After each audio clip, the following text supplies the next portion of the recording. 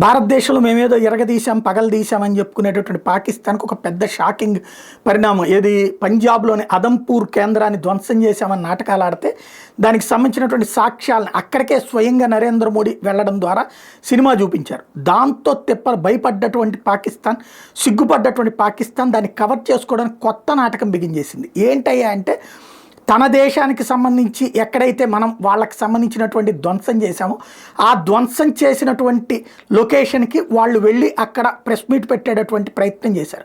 కాకపోతే ఇక్కడే బయటపడిపోయినటువంటిది ఏంటంటే, మన దగ్గర ఇక్కడ పక్కాగా అక్కడ S-400 ఉంది, ఎయిర్ బేస్ ఉంది, అట్లాగే రఫేల్ ఉంది, వాటి ఎదురుగుండా పెద్ద ఎత్తున కార్యక్రమం మధ్యలో చేశాడు నరేంద్ర మోడీ.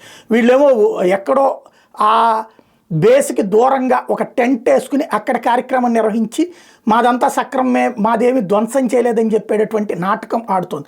ఇదిగో ఇట్లాంటిది మీటింగ్లు అయితే మన దగ్గర జరగలేదు. ఇదే తేడా అనమాట. దట్ మీన్స్ పాకిస్తాన్ ఎంత వెర్రి దేశం అన్నటువంటి విషయం మరొకసారి స్పష్టమవుతుంది.